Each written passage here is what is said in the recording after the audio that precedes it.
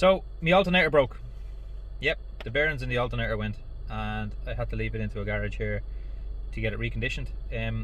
If you buy a cheaper alternator, or if you buy a new alternator, most likely it's going to be a cheap version, like a Chinese knockoff kind of style.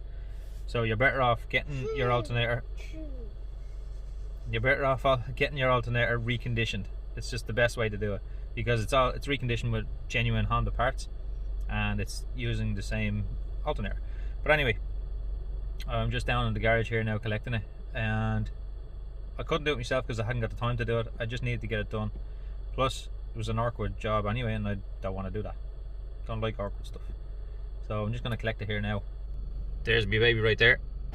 So I'm over here waiting on my car to get for the lad to come over with my keys for my car. But have a look at these things. It's a Mitsubishi Mirage. Now it's in bits on the outside, but you have a look in here. Look at in there. What's going on in there? There's lots of good stuff. And yeah, it looks cool. It looks like it's going to be cool. Then this thing he was telling me about this, this fella went from 3rd gear to 4th gear and went to go into 5th and went back into 3rd and planted it, and he fucked up his engine and the gearbox obviously. I don't know what's the story with this, and I don't know what the story is with this. This has been here a while. I've seen this a few times, and it's an Accord Euro R. I like this. God damn it. He messed with me seat. I can't remember what way I had it. Well, we go down this way. Oh, down low, and then forward.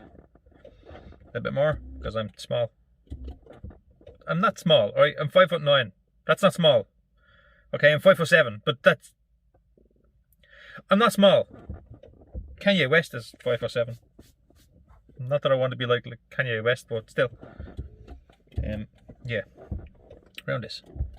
Oh, oh, oh. Oh, oh, oh, oh. No, that's a bit too far. Back up a little bit. There we go. Yeah, hold up. No, wait. A little bit more. There we go. We'll set that. Done. And just to set the seats, I just press set. And then press that. There, it's set on set 1. Right, so I just got my car back there. It seems to be running fine. Everything seems to be okay in it. I'm just getting the car washed here. Snow foam is cool. Yeah, so I'm just getting the car washed down here because I'm too lazy to do it myself. And I have to get a radio code. I'm sure it's in the book there. I have to just have a look. But yeah, I also just have to keep an eye on the coolant, because apparently it's a bit of a job to do to take the alternator out. You had to partially take the radiator out as well to squeeze it out underneath it. He said that he had to take the radiator out and drain it, so therefore I need to keep an eye on the temperature, and if it needs to be topped up, just top it up anyway. I just didn't want to do this job because I knew it was going to be hard, and I really didn't have the time to do it, so I wanted it done as quickly as possible. Because I would have just messed around. I would have just went out and bought a new one, or went off to get it reconditioned, and because he's in the game, he can get things done a little bit quicker. If I walked in and said, "When you recondition my radiator," most likely he'd say, yeah, next week, because he was up to his eyes, your man. Apparently he was up to his eyes, and he was able to get it done quicker. So I just needed the car back quickly, so I just got him to do it. And as I said, I didn't want to be doing the radiator myself, or the alternator myself, because it was a little bit of a hard job. So a couple of little things that I need to do is I need to reset my radio code. I'll do that now in a minute. But also I'll give you a quick run around on the car and show you what he done to replace the alternator. Okay, so I'll explain to you what happened anyway. Friday night, it was really late, and I got into my car to drive it, and the battery was dead. So it was around about 7 o'clock or so, and I hadn't got time to mess around with it and charge it up and anything. I just had to get home. So what I done was I went straight up to the shop, bought a new battery, and I bought a battery that was listed for my car, which was much smaller and much taller. So it was only this length, and it was taller, so I couldn't even get this bar back in or anything. But it was listed for my car because of, see the way it says here, See the way it says here 680A and 74 amp hours. Well, my one was meant to be only 480 and 50, I think, 50 amp hours. But somebody along the line obviously changed this for some reason. Apparently, if you put in too high of a voltage or too high of an amp battery, it affects your alternator because it's draining too much power. But the more research I've done on it, it seems that it's not too bad. A lot of people do change the battery for a bigger battery because the car is able to handle it. So it's not just this car, every car is able to handle a little bit more power from a battery. So anyway, what I done was I went down, I got a new battery, put it in, drove it home, put this one on charge, put it back in, checked it out, and the charge on it was perfect. There was nothing wrong with it. So I put this back in, brought the other one back, got my money back for that, and then I tested the alternator and I realised that the alternator was gone. The bearings in the alternator were gone. So as you can see, this is all brand new here.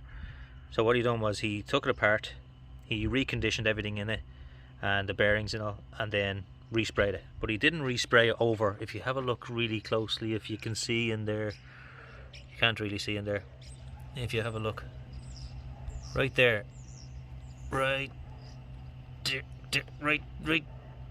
there, he didn't spray over the coils, which if you get an alternator reconditioned, some people will just spray everything. They'll spray the coils and everything. But this fella is very good, and he didn't spray over the coils, which is very hard to do because you have to mask off all of that area where you can see the coil wires through the alternator casing. But he did that.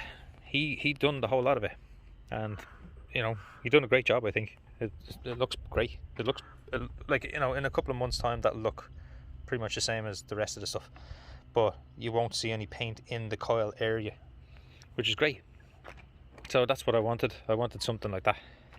So to remove the alternator, he had to remove all of this stuff here he had to remove, which meant that he had to move the radiator as well, because just to get it out, you can see how close it is. Hold on, just to get it out, you can see how close it is to the radiator fan there. So he had to remove a lot of stuff here, and while he was removing it, I just said, here, do a service on it as well, because I'm not interested in doing a service. There's a little bit of leakage here from the radiator cap, so I'm going to keep an eye on that anyway. It's probably a little bit too much fluid in it, but yeah, so that's it. That's what he had to do. He had to remove all of this stuff just to get the radiator, or to get the alternator out. And also, while I was removing the battery the other night, I broke this. I broke my LED fan thing. Look at it. I broke my LED fan part. Look at it. It just slots in and out, but it still works, as you can see. See, still works. But anyway, this one doesn't. So I have to take my bumper off to replace that, and I also have a spare ones of these in there, so I'm also going to take this one out while I have it out, because this was very awkward to get in there because of this. Just to remove the alternator, you have to remove all of this stuff here. That stuff. Yeah. It's done. Get somebody else to do it. It's easier. Okay. That sound is the letter. It's not me farting, okay? It's the letter. So I have my radio code, and I don't really care if you see this radio code or not. So it's 16512. Okay. So enter code, it says here. Hold on, check this out.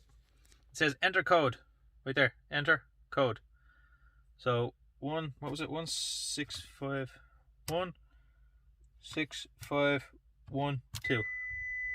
There we go. Look at that. Woohoo! Better turn that down just for copyright reasons. If your alternator goes, you probably won't even realize that it's gone. Your battery will just die, and that's it. When your alternator does go, obviously the alternator has to charge the battery, and the battery allows the car to start and move and use electrical stuff. But if the alternator goes, you wouldn't even notice it. The battery will just drain, and that's it. You're stuck. You're stranded. you might hear a sound from the alternator, or the belt might snap, or the bearings, you'll hear, on my one, excuse me, on my one, I heard my bearings and I could smell the steel burning as well. But I didn't realise it until after I bought the new battery, because when I bought the new battery and I put the new battery in, after turning the car over, I was like, right, the car's working, I'll test it now to see what voltage it's getting, and I was still only getting 12 volts, which is the battery. You should be getting 13.8 to 14 volts if it's the alternator as well that's running the battery. I didn't, I only got to 12 volts or 11.5 or something. But then I looked really closely at the alternator and I listened to it, and I could hear the bearings like whining away, and I could smell the steel burning from the bearings turning.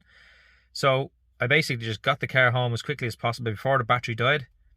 And I rang my mechanic and I told him that I needed to get this sorted as soon as possible, and he said, yeah, drop it into me. This was on a Friday night. Saturday morning I dropped it around to his garage. Now he didn't get a chance to look at it until Monday, but yeah, Monday, Tuesday, and then Wednesday it is now, and I'm just after collecting the car. So I'm happy. The alternator seems to be working. Everything seems to be fine, and thanks for watching. Bye bye.